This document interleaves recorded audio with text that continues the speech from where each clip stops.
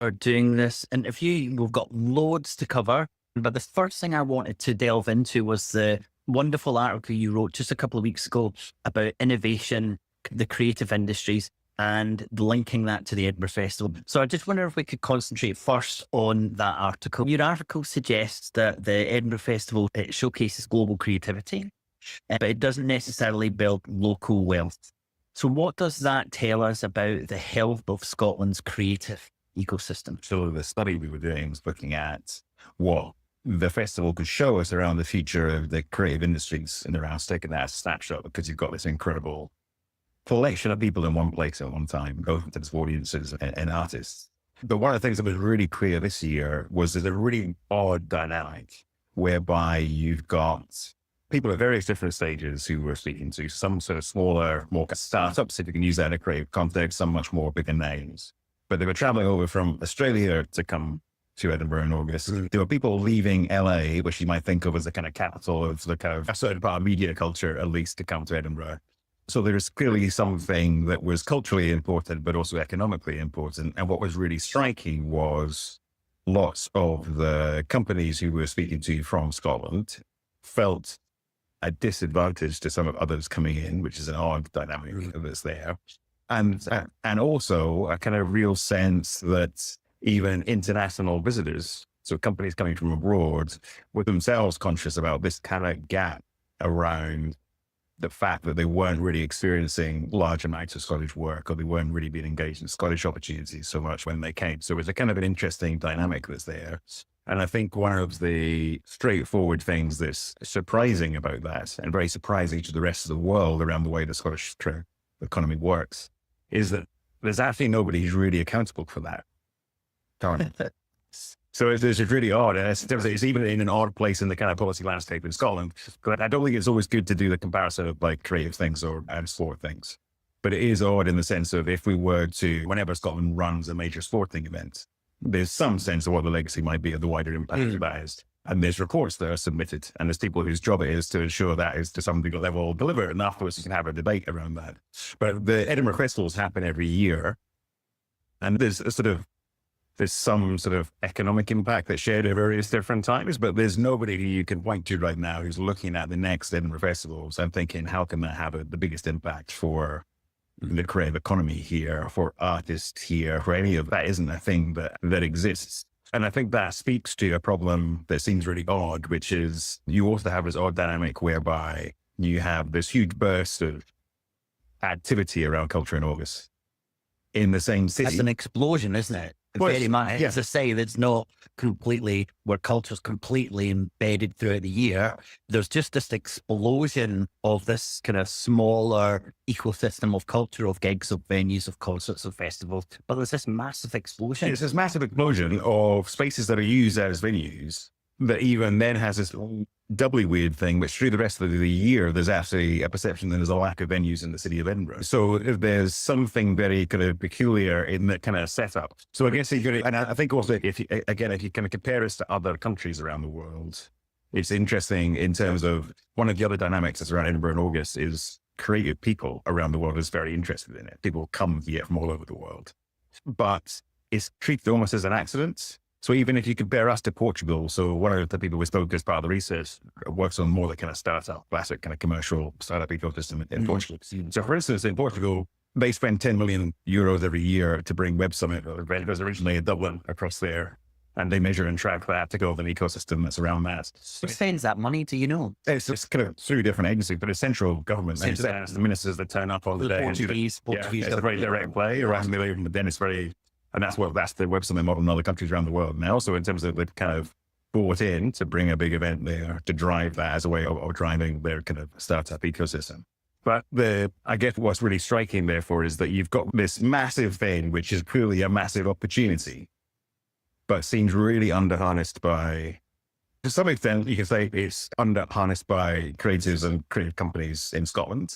But you can see there's a bunch of reasons why that must be happening. It just seems really odd. But also, like, if we were to set it up again, it would never happen. In terms of if you were to bid for this festival somewhere else in the world, we would set it up entirely differently. We'd run it entirely differently. We don't currently.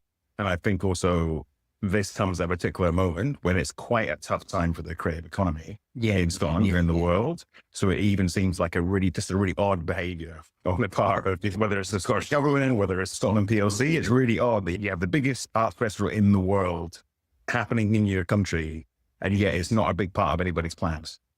Yeah. Okay, so digging into that then. So what does that say about the creative ecosystem?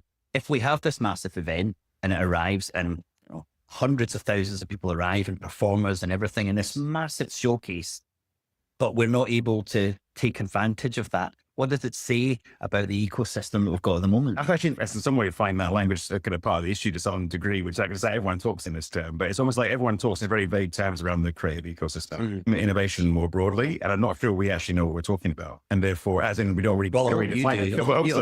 But I think it's really interesting, that whole thing, which is the kind of quite often in innovation in a commercial sense, you're looking for some of the assumptions people are making and thinking, actually, would you have to make those assumptions? So those forever assumptions. And I think it's just a really interesting thing right now where we talk about creative ecosystem, but actually, are people really clear on the mechanism by which a thing like Edinburgh Festivals turns into economic growth, activity, new company? Do we actually understand and are we able to talk through those mechanics? And so I think there's something, I think what it shows is that we don't really have a model of innovation in the creative scene. We don't really, I think, understand what we mean by the kind of growing the innovation economy of Scotland. They don't think we really understand what that means in mechanical terms. And as a result of that, there's lots of activity going on, but we don't have any of the mechanics in place to actually grow anything, if you want to use that word, or build anything. That sounds kind of deeply embedded, doesn't it? That if you're saying there's a lack of general awareness about how you take something like the festival and use it to build an ecosystem, that sounds like a really big challenge for us to start to try and break that down. Again, in the article, you say that Scotland operates as a stage 4 ecosystem, assembling rather than invent. I'd like you just to very briefly, if you can, just give us those 4 stages. Yeah, and what you mean by that. And then relate that to, what does that mean? What impact does that have on Scottish artists, entrepreneurs, and kind of Scotland's cultural future? Yeah, I think this gets to the point of what we actually, if we be more precise or a bit more kind of concrete around what an innovation ecosystem is. So the 4 stages are referred to in the article. It's mostly building on the work of a guy or an economist called Dan Bresnitz, but there's a lot of discussion just now in the commercial world as well around how to understand what innovation ecosystems really are. The kind of model is that there's 4 stages. Stage 1 is, Dan calls it novelty. It's basically the Silicon Valley story. So it's like the idea people come up with an idea for a company, build it there, scale it there. You're the place that keeps on developing these new things. And this, I think, is where Scotland's quite often presumes that this is what they would build. So Silicon Glen, that kind of legacy of that kind of thinking is quite wrapped up there.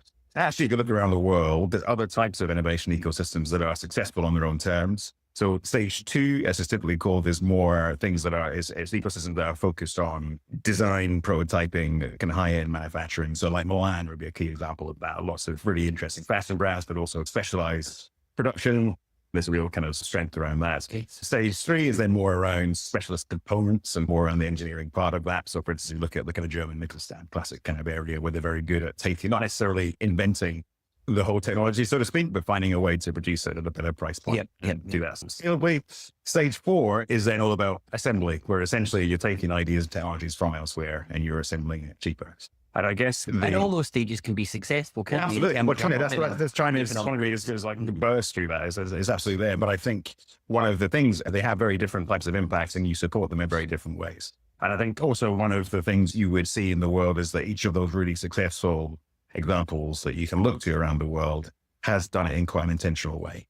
So it's not that Milan by accident woke up one day and decided this is where we're going to play. It's like they've actually built policies around the kind of entrepreneurial community, understood that's where the opportunity is to play. It is to be there. There's lots of historical reasons why that happens, but it tends to be, I guess, the surprise, you don't get a great innovation economy entirely by accident. There's some sense of intent to it. And I guess I think where we are in the creative world just now is that, and to some extent around the kind of tech community as well, is that Scotland thinks it's the stage 1. So that's the kind of Silicon Glen type idea.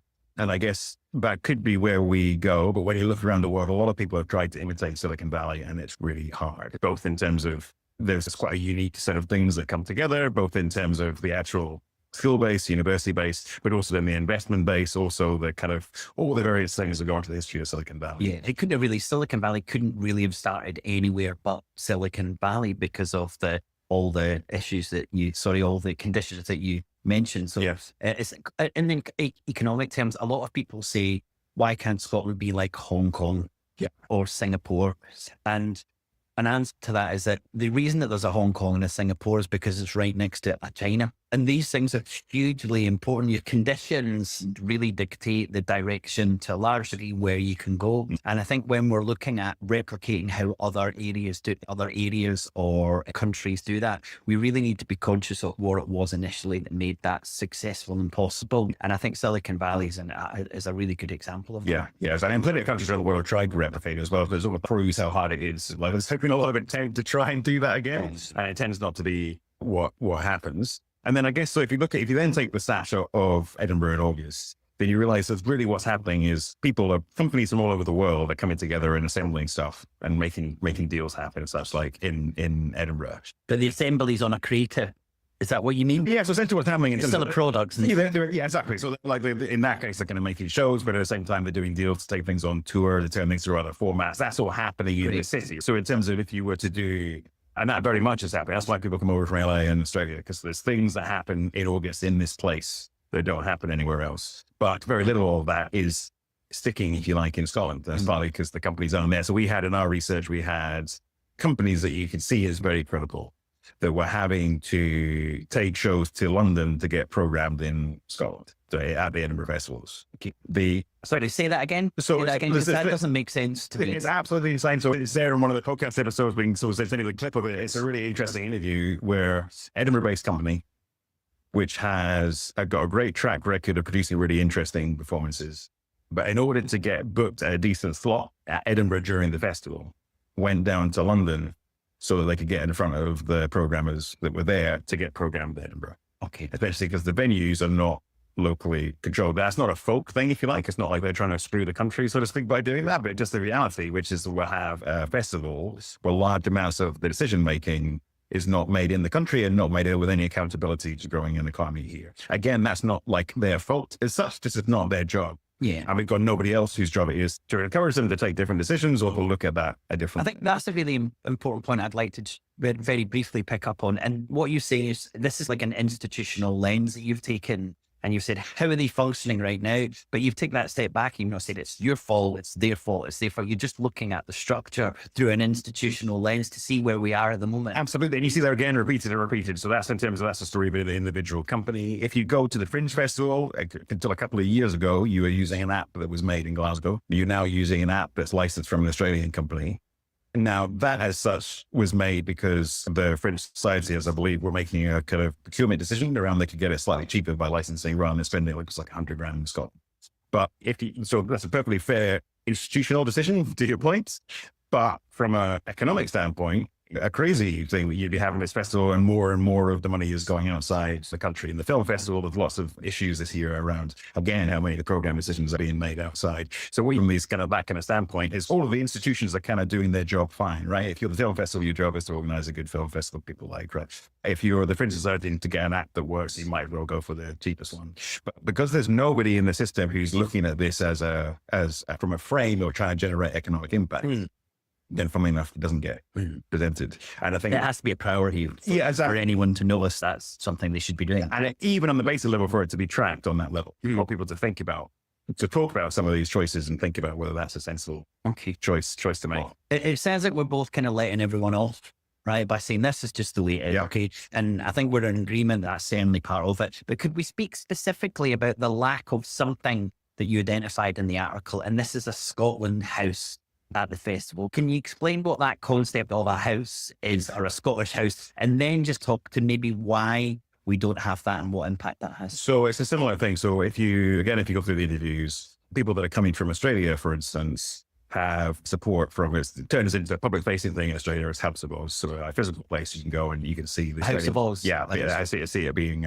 promoted. Korea, various different countries around the world have national programs where the funding has gone in to help companies get over, to promote them, and ensure that they have a successful time during those 4 weeks. Now, there are some schemes on a limited level, but when you come, one of the things that's really striking to international visitors is that as a visitor, you go to the different venues and you physically see House of Oz. It's very impressive, right? It's got a big system. If you're a journalist, you're getting lots of material from the House of Oz promotion team. And there is no Scotland House. And again, if you compare that to even sporting events, when we had the Commonwealth Games here, we had a House of Scotland. So it's, lots of other countries did too, and such but I think that really just encapsulates the fact that we approach this in a way that no other country in the world would approach it. If you reference Web Summit before in Portugal, if you go to that event as a tech company, on the first night, you hear 10 minutes from the economy minister talking about what a great place it is to locate your company, what all the incentives are,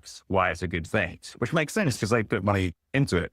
And as you're standing there with your glass of champagne, it is, but it's that's what it's for. Taking some money they've paid for this thing, you get a lot of people internationally, and then you go, okay, so either this is about you come here and do this, but also there's lots of then ways in which they showcase Portuguese companies to the world, and that kind of makes sense. That seems very obvious. I would imagine anyone who's watching or listening would see exactly the same thing. That seems like a very logical thing to do. Yeah, and I think also one of the things that's interesting as well, when we're looking at this from a sort of innovation standpoint as well, is it's even yourselves, we can get caught in the different language of it because there is no Scotland House. And then there's all these different venues that are then run by people in different places. The vast majority of this takes place on university land.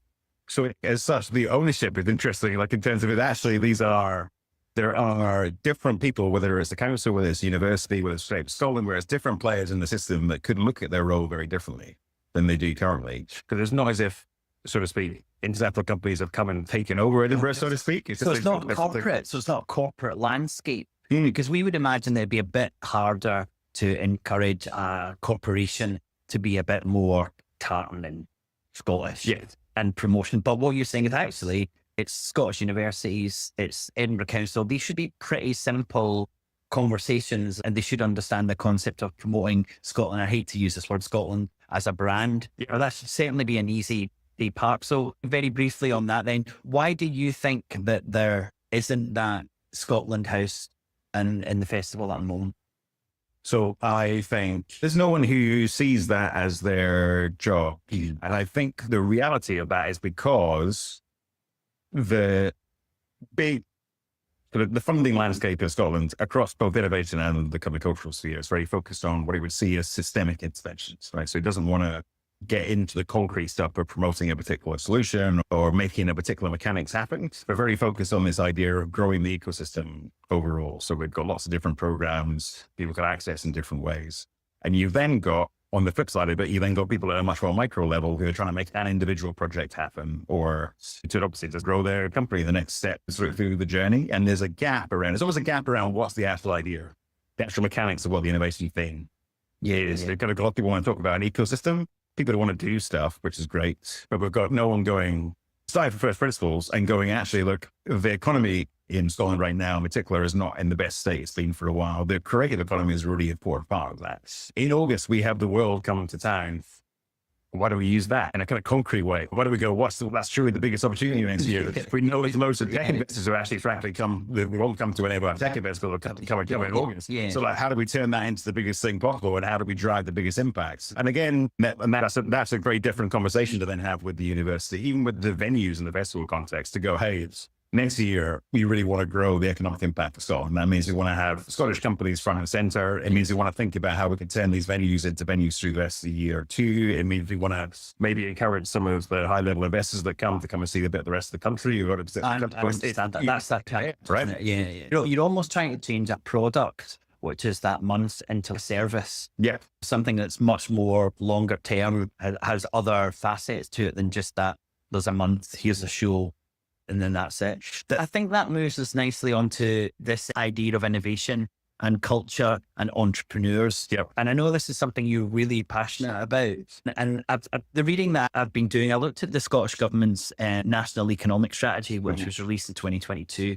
And I just did a quick kind of find and replace search, and it mentions innovation 41 times in this 52-page document. So that's almost innovation on every single page. It mentions entrepreneurs or entrepreneurial 92 times in that document. Right. So that's on every, so that's twice on every one page. And I wanted to get into that. And my first question for you was, think we have the right culture for innovation in Scotland, or are we still too reliant on importing ideas? So let's start from a cultural point. Do you think we are an innovative, creative, entrepreneurial culture in Scotland?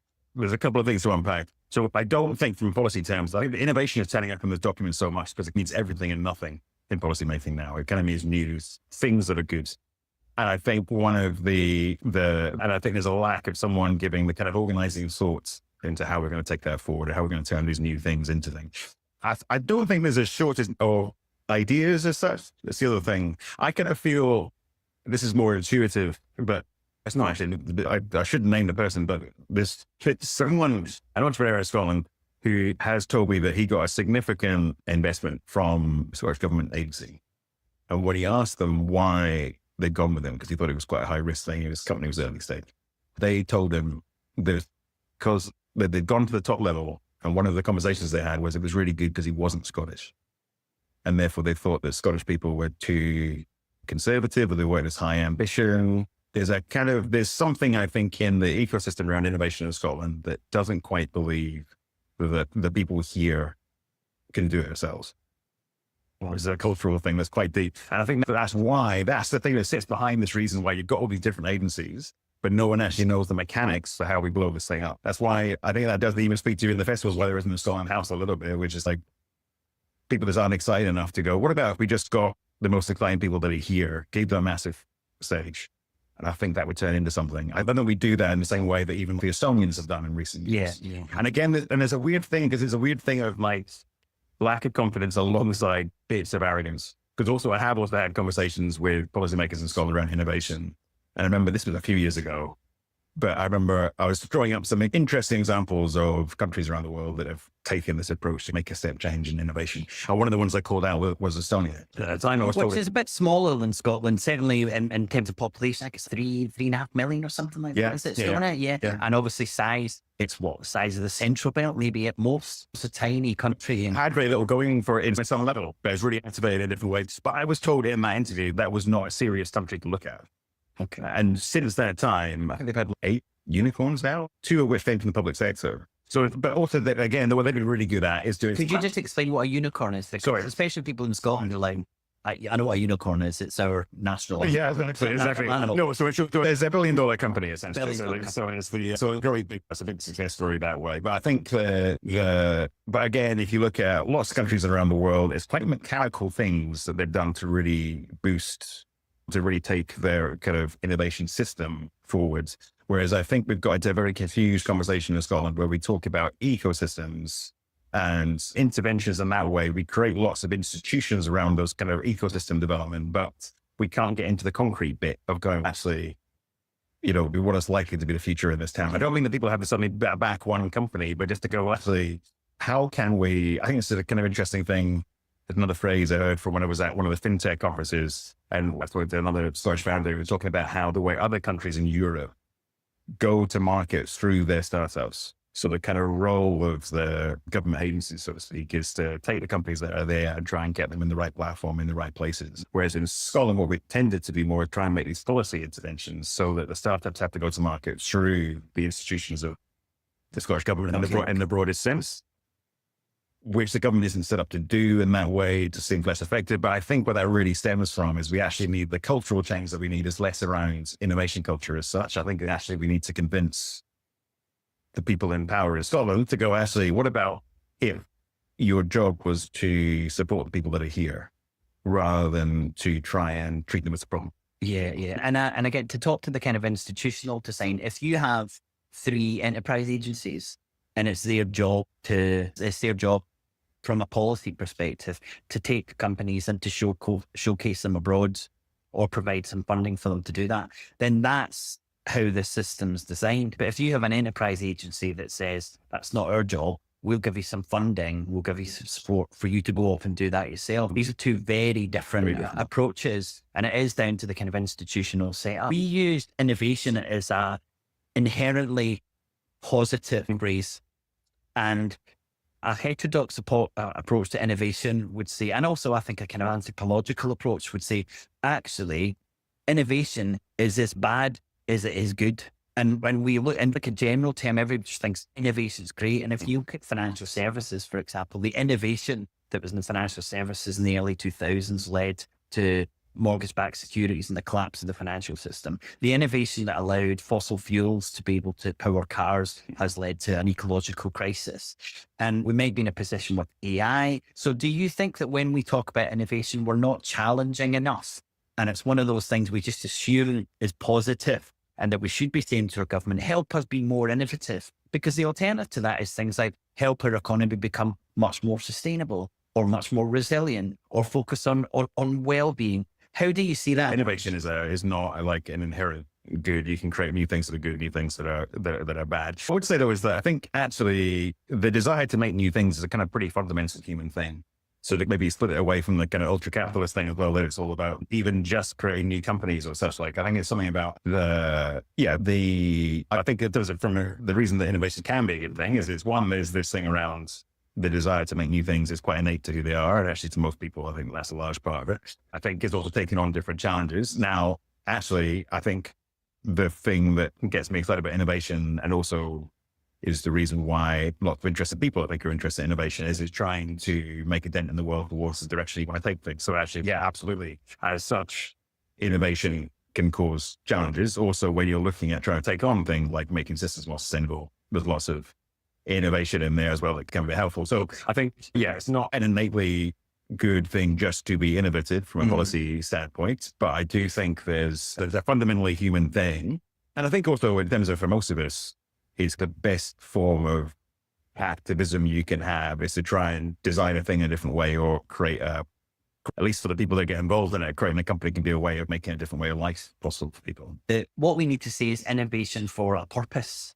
Yeah. And I think that's the stage that we often miss. And it's the same with economic growth for a purpose. And I think if we just talk about, we need to innovate, that's not enough. You need to innovate in what way and for what purpose. Yeah. My one thought on that as well, is, maybe to your point around institutions, is that there's almost the same, you're thing about the principle of obliquity. So like sometimes there's a thing that goes on just now where because governments want things to be more innovative and to have a sort of faster growing economy, they give everything the purpose of driving innovation and trying to make things. So for instance, I think there's a real confusion just now around how we see the role of universities. Yeah. So for instance, actually, in order to grow the innovation economy of Scotland in most spheres, it would be a good thing for our universities to make people really great at certain levels of knowledge, whether that is in the distilling industry or whether that be in the creative sphere, right? So their role is, I can see there's a way to build those institutions to be absolutely spectacular at that thing. Yep. Yep. That's actually a very different thing from then running spin-outs. Which then has been and to some extent, I'm not sure those things sit together very well. So there's a danger sometimes, I think, that we try and make every institution support the innovation economy, not by doing the thing they should be doing, but by doing this other thing. We're trying to give everything a purpose. And that comes back to this belief that we need to make money. Do you have seen any kind of change over the period that you've been working in the sector? Do you think there is more of a focus on a return on investment rather than, hey, creating something which makes a difference? Things that I don't think is always well understood by people who aren't as close to what they call the innovation system or startups and things is that very large parts of our economy now are driven by companies that don't know how to return a profit.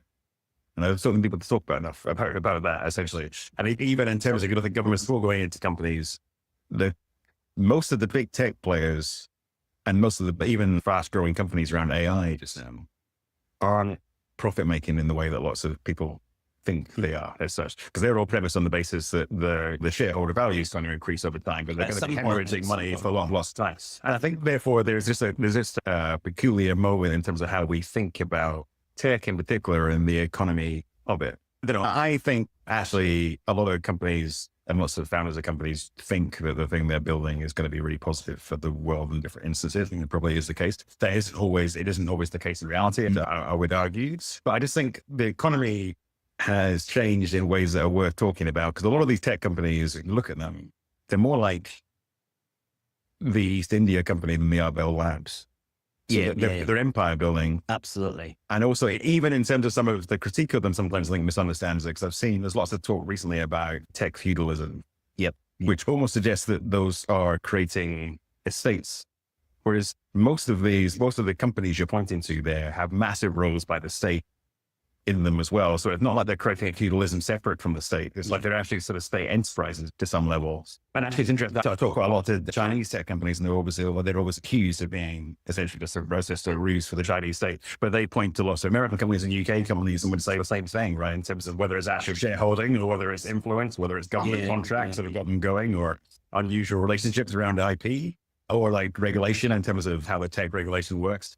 I just think we need to find a way of talking about that more accurately, because I think sometimes, especially some of the online kind of chat around this, can imagine that this kind of profit motive, in the sense of every transaction that a company is going for is trying to drive a particular deal. Whereas actually there is especially in Scotland, there's a much bigger part of the tech economy that's actually companies that are generating a profit every year. Okay. Internationally, the much bigger dynamic is you've got companies that are disrupting markets in a way that's only because they're only justified through the kind of empire building aspects. And I want to go back to your point about empire building. And I think there's a clear lack of innovation when you look at a company like Uber, for example, and they're not doing anything innovative at all. All they're doing is delivering a service that was delivered before slightly differently, and crucially paying the person that's delivering the service a lot less than they were earning. So is this what you mean by empire building, that Uber comes in, undercuts all of the cab companies, go bankrupt, go out of business, Uber's just taken over that market. Maybe it's not making much money as yet, although it's starting to turn a profit. Time. So is that's what I understand by this kind of idea of empire building for companies. Is that you? Yeah, and I think also maybe it's understanding that play. So in terms of in the Uber example, what Uber did globally was it disrupted the taxi services in different cities. And I think one of the things really easy for people to say is that was just the future, because what they were able to do was to enable people outside black cabs to deliver the service, and therefore deliver it cheaper, but still turn a profit. Now, to the point you've just made, for what was actually happening there financially, if you talk about it from power, is that black cab companies were going bust for having made less of a loss than Uber made during the period of disruption. So they were going into the city to establish the service. And then now, a decade later, are starting to, now they built the empire, so to speak, are able to start to turn that into transactions. So I think you have to understand that as a power dynamic rather than just an economic transaction. And I think that's the thing that people maybe misunderstand, even when they just talk about profit motives, is that as such, what Uber was doing there was not the kind of capitalism a lot of people talk about, which is the idea of you spot a way to deliver something cheaper. You're going to drive, you're making a little bit, no chunks of money, and there's a sort of capitalist at the end that kind of takes away a bag of cash. This is much more a big strategic play that is interesting in where we are, which is Uber was able to do that in Scotland, but we can't imagine how to do that through public transport, for instance. Yeah. If you were to stand up in Parliament and say we're going to lose a few billion making buses free for the next 10 years, you'd get laughed out of. I was cool. That's absolutely the way it is. Yeah, but Uber can lose a couple of billion doing the same thing. So it's like there's something that I think people are confused on. I think it's good to talk about more openly. Yeah. We've spoken about a lot of the problems, okay? And I'm going to kind of say to you, whose fault is this, okay? That's too general a question. So I'm going to start with two really well-known institutions in Scotland's economic framework. And we've covered the enterprise agencies already. So I'd like to go into a wee bit more detail on that. So the Scottish Government allocates, I think it's this year or maybe even it's next year's budget, 321 million to the three enterprise agencies. In your view, are we getting value for money? Because I guess the thing I would point to, I know there's lots of really powerful work, especially that they do when something goes wrong. When there's a disaster, there's a kind of system that comes into place to try and make that less bad, if you like. What would we hold them accountable for? Because what we are not doing is we're not producing lots of big companies. If you look over the last little while, like how many companies have we really scaled in Scotland's Wood Group? There's not many that have come through in the big scale. There's activity, there's lots going on around the place. But I think when you talk about fault, I just think that there's a fundamental thing, which is I just don't think any of us really know precisely what the enterprise agencies are there to do. I don't think that's necessarily their fault even. They had the well-being economy got landed onto some of them for a while. There's various agendas that have been attached to them. But fundamentally, if we take one step back as a country, it makes complete sense to me that we would allocate some money and resources and smart people to go around supporting the economy of the country in the sense of maybe helping companies get going, whether it starts out mid-size or big. But it will sound really unfair to them because there's so many sort of metrics that get measured by. But fundamentally, we just haven't been doing that for a long period of time. Yeah, and I think all the evidence that you've given us so far talks to that, because that is creating the ecosystem from the bottom up. But also it's interesting. So even if you look at like time and time again, let's come around this thing, which is we don't really know what innovation means as Scotland, and therefore we don't really attach things around an idea. So we say like the south of Scotland hasn't been developing fast enough. So we respond to that by creating an institution that helps the Scotland development. But don't they have a real thesis as to what is growing? So you're supporting different things, you're getting things going, that's fine. I think you're bringing it back to an Edinburgh example. It's also the danger sometimes of when we talk about everything in a very abstract way. So we say Edinburgh currently is experiencing over-tourism. So the institutional response to that is to say, well, let's not even have a destination marketing agency like every other city has. We don't need that. So we've got enough people. And let's just to downplay various different things. And what that actually means is nobody's actually saying, how do we sort out housing in Edinburgh? And actually, when we have the massive festival in August, there's nobody whose job it is to go, what do we do with that? Should we have a Scotland House? Should we have buses that take people out to accommodation elsewhere in the country and run that in a different way? There's nobody. So the institutions have responded, but no one's actually come up with an idea that goes, what should we do about Edinburgh then? Yeah, that's a really good point. But I also think that talks to us not realizing the goose that's laid the golden egg. Yeah. And we have this. It should be like, this is amazing. How do we make the most of it? And how do we respond to this? Yeah. Rather than saying, less people need to come. Yes, but that's what, and especially if you think about it from this is now being like, this thing you'd accuse me of being sometimes coming from a commercial background, being commercial about it. But there's a thing, the world really loves Edinburgh. And if you wanted to get Scotland working better, then that's the right response is to go, the world really loves this Edinburgh thing. Maybe we can convince them to go other places too, but how do we run that? How do we think about the experience of coming and just really think about it in concrete terms? So rather than saying we can make an intervention to the tourism ecosystem, you go, a lot of people want to come to Edinburgh. More people around Edinburgh can cope with it. So how can we start to take them to other places? How can we run Edinburgh differently perhaps? But also let's face into what are the real challenges. So Edinburgh has a really real issue with accommodation. But again, there's lots of institutions who cared about it, but nobody's actually doing anything to think about how do we manage that. And again, that talks to separation and the understanding of the roles of institutions, organizations. And I certainly think that one of the main roles for our enterprise agencies, the three of them, is to attract foreign direct investment. I think that they're structured much more externally focused to pull money in rather than supporting companies to sell stuff abroad. Now, I know there's a lot of work that goes on exporters as well within Scottish Enterprise, but I agree with you. I don't think there's enough work that looks at the types of companies we've got and supports them. We often talk about the danger of foreign direct investment in that Scotland lacks currency. The UK government as the currency creator is not spending enough money in Scotland. So we need to get more money to come into Scotland. And a really easy way to do that is to try and attract foreign direct investment. Yeah. And that makes sense. However, you're a commercial person. If you invest £10, what do you hope that you take out? More than £10. And this is the fundamental problem that we've identified from a lot of our work, is that the figure is 11.5 billion. It's about 5% of our GDP that's paid out annually in net outflows, which the majority of that is profit on foreign investment. In a way, the more successful the Scottish Government and the enterprise agencies are bringing in foreign direct investment, the more damage that they do, because they reduce the stock of wealth in Scotland by paying out all of this profit externally. So these are huge, big issues. And I don't think that we've been able to deal with that because we're a little bit too tied up in the innovation, entrepreneurial, getting in money from other places. But also talking about things in a more concrete way. So the other example beyond the creative industries I would look to as well is, for instance, if you look at the whiskey trade, which is really high profile in Scotland and a very big industry, so to speak, but mostly owned overseas. You then have, right now, you have this moment where lots of the small distilleries around the country are starting to get to the point of producing whiskey, again, having done gin for a number of years. That's a really interesting economic opportunity. But I don't know who has the responsibility for supporting that or trying to take that into the world. So it's, I think to your point in terms of, I can see there's a danger in the kind of this massive agenda over more and more innovation, so to speak, in this kind of broad sense.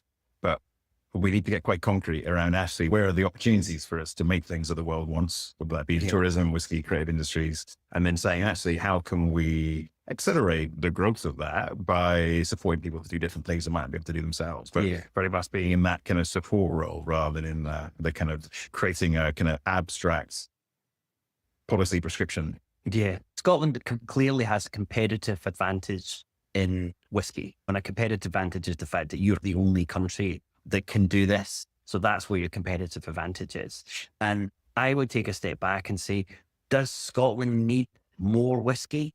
Do we have enough whiskey already? Should we be in a situation where we're thinking about other sectors, maybe more focused on Scotland rather than an export sector like whiskey? I don't think these questions are ever asked. I think there's just the assumption that, hey, let's have more distilleries and try and sell more whiskey. Yeah. Okay. Well, even within that, then thinking about where are those distilleries owned, just to have that kind of conversation. So in terms of what kind of sector do we want in these different spaces? Yeah. But and that should be open to, again, to the point, which is that should be an open debate thing. And that should be what politics actually is about, rather than this kind of like opaque systems. Yes. But we're not going to touch too much on the power of the Scottish government for taxation and money creation and all of those things. But certainly if the Scottish government had, so if Scotland was independent, it would be able to do kind of wacky things like charge a percentage on water usage. So you charge a small distillery 2% on water usage, but a large distillery 20% on water usage. There's ways of structuring this industry to make it much more focused on this idea of community wealth building. But I think I did want to mention that, because you said earlier about Portugal, is that the money for the Web Summit, the Win in Sport, came from not the regional government, although they might have dipped in a little bit. It's a central government. And in the UK, the central government is Westminster. They are the government who create money. If the Scottish government wanted to do this, because let's say you and I are arguing that the Scottish government should spend, let's say 100 million on support for the Edinburgh Festival. Yes. That 100 million has to come from somewhere else. Yeah. So if I'm saying you, great idea, let's support the creative industries, where does the money come from? Because you have to take it from somewhere. And I just want to make the distinction between that argument and the UK government. Because if you say to the UK government, we need 100 million to create an Edinburgh house and support the festival and all that, the UK government doesn't have to find that money from taking it from somewhere else. Because it creates currency, it's able to say, here's Scotland, here's 100 million to be able to do that. So a lot of the problems and maybe something a lot of the problems and maybe some of the blame you can direct to the institution that creates the currency to be able to do these things. Otherwise, you are trying to take money from one pot for another. So I think that context is really important, but you wanted to make a point. There's a couple of things. One is in the Edinburgh context. Obviously, in that case, the UK have given more money to the fringe society specifically, but again, there's nobody again who's accountable for growing that. That's maybe the point I was going to make as well, which is one of the things which characterizes where we're at currently in Scotland is there are actually some reasonable resources around innovation, enterprise in Scotland. But I think there's a real challenge around accountability for those, which not necessarily those individuals fall, but in terms of, you talked about the level of money that's involved in that area within a country like Scotland, which is relatively resource constrained in the context of devolution, so to speak. It's remarkable how low profile the enterprise agencies are. Like, within with the world, with the country, like in terms of, we have this kind of, I think to a lot of people, the idea of growing the economy of Scotland is an important thing to them. They want to talk about this, it's east. But I think one of the peculiarities that we've got just now is that we have all these big policy announcements. There's actually relatively little accountability for even reviewing the progress of those things, really. I don't think most people know would be able to name a single leader or an enterprise agency. Lots of things that fly high. Yeah. And certainly there's no point in the year where someone goes, okay, so last year you invested about 300 odd million. How did that go? What would be left from that? That is interesting, because I would love to look a little bit more into detail. That's been refreshing on the enterprise agencies. I wanted to also mention Scotland's other great big idea for supporting economic growth in Scotland and some of these kind of missions around net zero and innovation. And this is the Scottish National Investment Bank, SNIB, as it's better known as. It's invested nearly 785 million. And it's got a mission to foster innovation and growth. But are we seeing real economic impact from that spend? Or is it still more stuff happening without showing any clear benefit? I think without being read them. I don't think the clear benefit is there at all. Yeah, yet. No, it can be It's while though. I think it's 2020. Yeah. It's 5 years now. Yeah.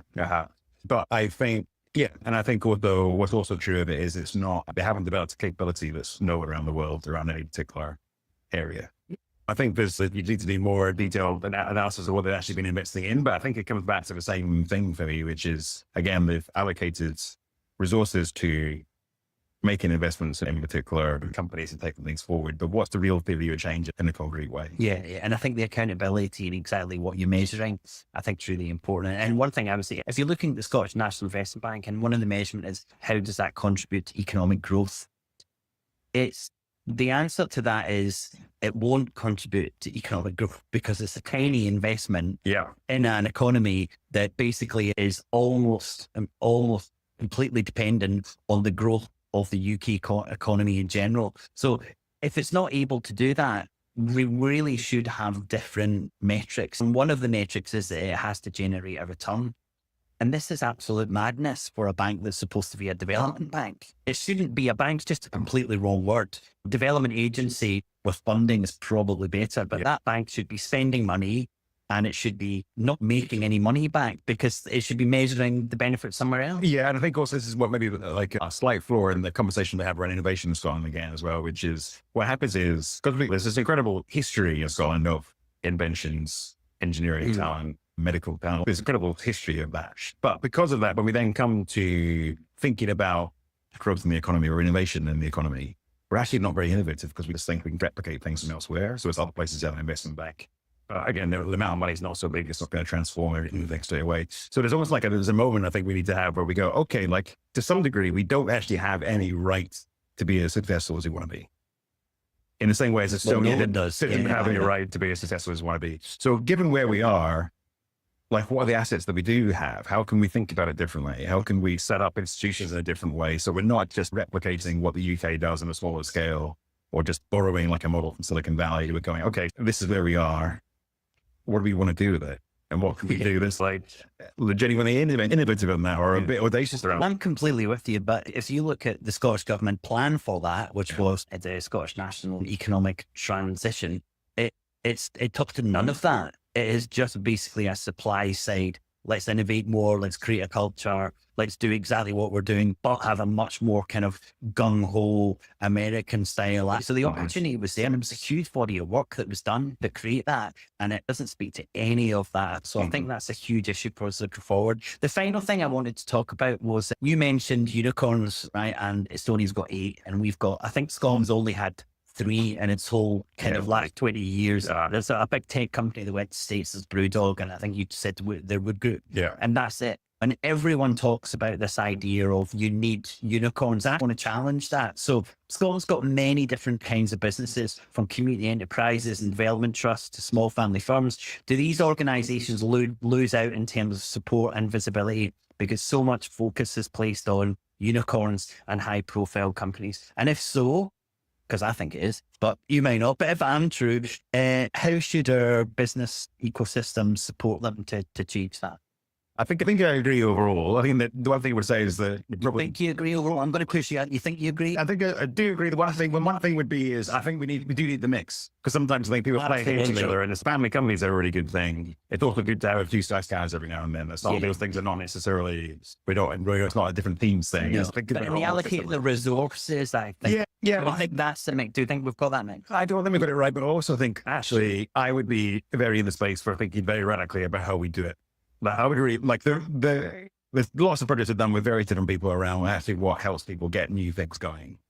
And the fact is actually that there's quite mechanical things you get into. I would really love to get to as a kind of state where everybody at some point in their life has the ability to set up a company, for instance, or whether it's a company or a charity, whatever. And actually to do that, you just need to give someone like probably about 6 months where they can kind of step out of a job or do something. And I just think we do have resources around this stuff. I just wonder whether there's some really interesting thinking to be done where you go, okay, we've tried big institutional approaches quite a while now. Is there a flip where you take some of that resource and you say, actually, we're going to be a country where everybody at some point in their life has the ability to step out of a job and work on a thing for 6 months, and we're going to back your bills for a bit. Is there something really different where you just go, actually, let's just empower people to do it, rather than necessarily try and do it the way we've been doing it for the last little while? Just because it's not working, is it? Exactly. Yeah. And it's not because Steve went into the thought, there's an interesting word, like there's lots of people trying really hard in lots of different ways. There's lots of people really well intentioned, but what we shouldn't do is just keep throwing more money what we've been doing for the last 20 years, because it patently hasn't worked. Unless someone's going to tell me that there's something secret in this SNP investment portfolio. It's valid, it can't afford it way. Then it's actually, okay, so that was that. It got us so far. I think the way everybody's talking now in Scotland, we want quite a different type of economy in the future. So it's not going to come from 5% more into one of the enterprise agencies. It's going to have to come from thinking in a fundamental way around how do we set things up. And I do think that the problem is not the sort of supply of people with interesting ideas, especially about, it's not being totally patriotic about it, given the university space we have, we've got lots of people with skills, ideas and talent, so to speak, but it's how do we follow those people into making things that either people in Scotland can use or people in the rest of the world can use. That's if you strip it back, that's really up against. And that's a really interesting place to finish, because one of the lenses I have is an institutional economics lens. And there's one of my favorite economists is Thorsten Bevlin. And he looked at every purchase and he said, within every purchase or every decision that you make, there is an instrumental element. What benefit are we going to get from that? What practical benefit? And then there's what do other people think about this purchase?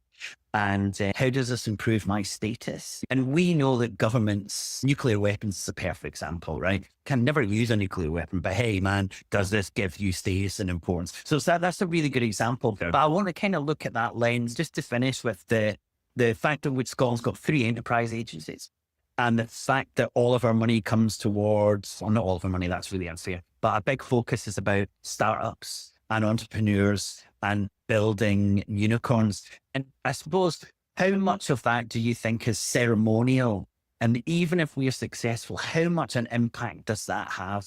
And if we took a very different approach to policy that just got rid of the ceremonial parts and just focused on this institutional, do you think we would have a very different approach to our economy? And finally, I know and I understand that's really difficult for a government to do, and not to step away from that kind of status and we've got 3 enterprise agencies. How many have you got? But I know this is happening. But is that lens useful? And if we took a different approach that you're saying, do you think that would make a fundamental difference to how we've structured our economy and how that leads into our society? So I know there was a lot there. But surely, actually, to bring it back to the conversation at the start around the festival, it's an interesting example of the way institutions work, right? So in terms of, we have the biggest arts festival in the world. Now, in terms of, you then think about agencies that have, as part of their role, growing their creative economy. So you've got the 3 enterprise agencies, the Creative Scotland, most of the councils around the country have some kind of economic lever around that. You've got the national government, Edinburgh Council, they're all the different universities. And we don't have a Scotland House. And a UK government as well, of course. And a UK government. Yeah. So it's like, I feel, because nobody's actually, like everyone's, to your point, is going through the motions of supporting that economy. And then when it turns up in concrete form, nobody's got the money to put theatre venue in a bar together. They should put it over the top and arrange some meetings. But it's like there's something that's gone very wonky in that system. Because everybody's doing their job right, but it's not actually having the impact that anyone wants. Okay. The last thing I'm going to throw at you is an MMT concept, which is the one and kind of at the top level, this idea that exports are bad and imports are good. And I just wondered, imagine you're in a committee right now with a lot of Scottish government ministers and a lot of economists, and you just said to them, no, we have to stop focusing on Scotland selling stuff because exports are bad. And we need to kind of create a position where we're importing more, but we're allowing our whole economic infrastructure to start focusing on the things that we do. So let's stop focusing on businesses and supporting them selling stuff. How would that go down? It would go down. It would definitely go down badly. I mean, I think you'd get escorted from the room quite quickly. But I guess Yeah, the particular point we're at is that would go down badly. But actually, I'm not sure anyone knows concretely what we're actually trying to do at the moment in the same committee meeting. Yeah. There might be, it might go down badly, but sort of just adds to general confusion. There is a lot of general confusion. And Nick, thank you so much. I know we've covered quite a lot, and I think it's really important to try and tie that all together. And I think what we are seeing is that, to use the word that I think, of course, you don't really like people using, but I think we have to be much more innovative about how we approach development in Scotland. And I think this kind of tick box, fairly supply side neoliberal approach of entrepreneurship and creativity and innovation being good really has to be challenged. And I'll give you the final word, but in no way am I saying that this culture is bad or we shouldn't be building in it. But I think that for me, we really need to focus about it. Community wealth building, well-being economy, sustainability, all of these things that we know are what matter to people most. And we need to think about how do we have innovation and an entrepreneurial culture that support that. But no, I think there's a big theme just now, which is a sort of trend around all kinds of innovation thinking a bit just now, which is people tend to think you're being more intelligent by abstracting something, to talk about something in the abstract. I actually think one of the things that's interesting from the IoT world is looking into the real detail of how things happen. And it's a similar thing in terms of innovation when we've got such a big agenda around growing a more innovative economy, is to zoom in and go, what do we actually mean by that? And as a result, what are actually the things that we could actually do that would grow that? Yeah. So it is to get into the weeds much more than we have been doing. Yeah. Brilliant. Thank you very much.